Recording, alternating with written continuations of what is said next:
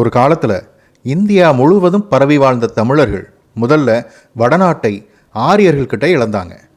ஆரியர்களின் சூழ்ச்சியால் தமிழ் மொழி வடமொழி கலந்து பல்வேறு மொழிகளாக பிரிஞ்சு போயிடுச்சு. மொழி பிரிஞ்சு போனதால் இனமும் பிரிஞ்சு போயிடுச்சு.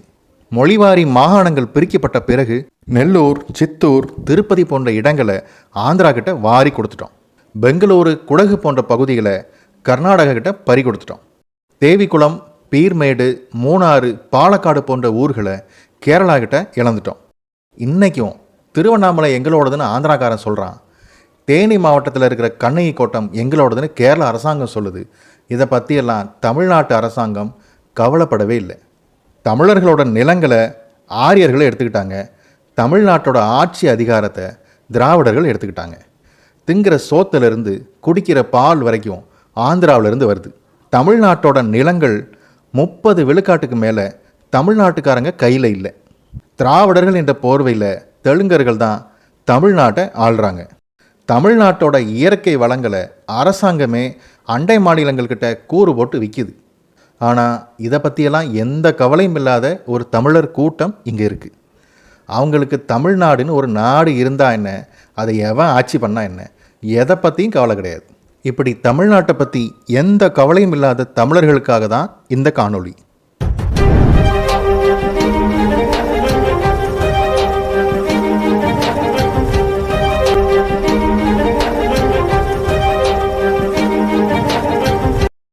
தமிழ்நாட்டில் இருக்கிற கோயிலுக்கு தமிழில் வழிபாடுன்னு சொன்னால் வேறு உங்களுக்கு தெரியாதோ? தமிழ்னு அர்ச்சனையா? நீங்கள் தமிழ்நாட்டிலே பிறந்து தமிழ் உங்கள் தாய்மொழியாகவே இருந்தாலும் தமிழன் கட்டின கோயிலில் தமிழில் வழிபாடு செய்யணும்னு ஒரு நாளும் ஆசைப்பட்றாதீங்க. ஒருவேளை அப்படி நீங்கள் ஆசைப்பட்டுட்டா கருவறையில் மட்டுமே உயிரோடு இருக்கிற சமஸ்கிருதத்தை திரும்பவும் குழி தோண்டி புதைக்க வேண்டி வரும். அது மட்டும் இல்லை, கருவறைக்குள்ளே உல்லாசமாக இருக்கிற பல தேவநாதன்களின் சாபம் வேற வந்து சேரும். தமிழ்நாட்டில் தமிழன் கட்டின கோயிலில் தமிழில் அர்ச்சனையா? ஐயோ, வேண்டவே வேண்டாம். தமிழில் பேர் வைக்கணுமா? இந்தியா பல கலாச்சாரங்கள், பண்பாடுகள் இருக்கிற நாடுங்க.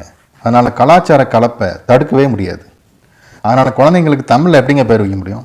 அப்போ இட்லி தோசையை தவிர வேறு ஏதாவது தமிழ் கலாச்சாரம் வட மாநிலத்தில் பரவியிருக்கா? வடநாட்டுக்காரன் எவனா அது தமிழில் பேர் வைக்கிறானா? இதை பற்றிலாம் நீங்கள் ஒன்றுமே கவலைப்பட வேணாம். தமிழ் காட்டுமிராண்டி மொழின்னு ஈரோட்டு வெங்காயசாமியே சொல்லிட்டாரு.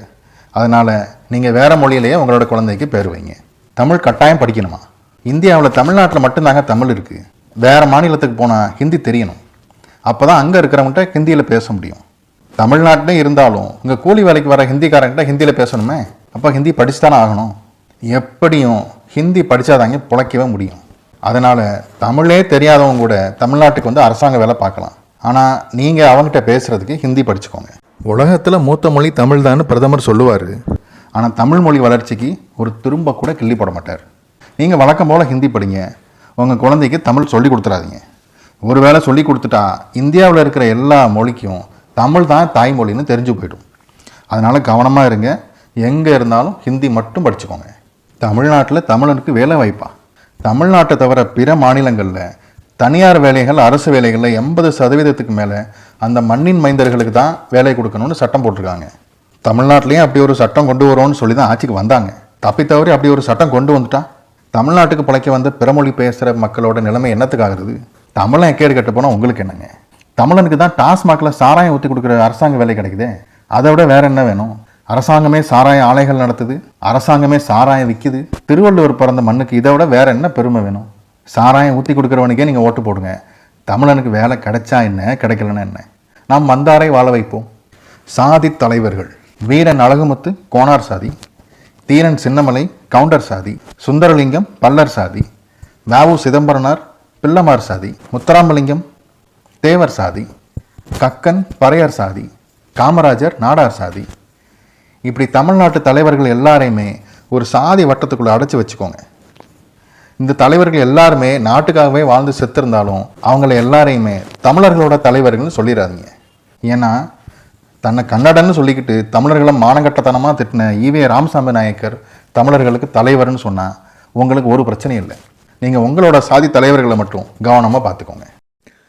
தமிழர்கள் கட்டாயம் தெரிஞ்சுக்க வேண்டிய தகவல் ஒன்று இருக்குது. தமிழர்கள் போட்டுக்கிட்டால் தான் அது சாதி பேர். அதுவே தெலுங்கர்கள் போட்டுக்கிட்டா விஞ்ஞானி.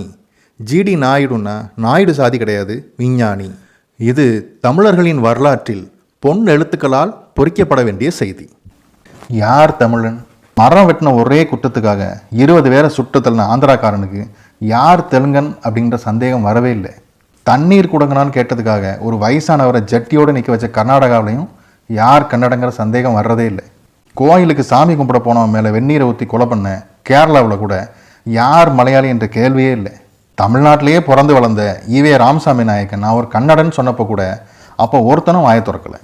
ஆனால் தமிழன்னு சொன்னால் மட்டும் யார் தமிழன்னு தமிழ்நாட்டிலே கேட்குறதுக்கு ஒருத்தனும் வைக்கப்படலை.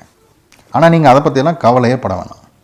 உங்களுக்கு தமிழ்நாட்டில் தெலுங்கன் ஆண்டான்னு, கன்னடன் ஆண்டான்னு, மலையாளி ஆண்டான்னு தமிழை மட்டும் ஆட்சி பண்ணிடக்கூடாது.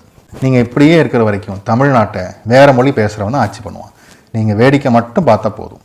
உங்கள் எல்லாருக்கும் நான் தமிழன் என்ற உணர்வு என்னைக்கு வருதோ அன்னைக்கு தான் தமிழ்நாட்டை தமிழன் ஆட்சி பண்ணுவான். நன்றி, வணக்கம்.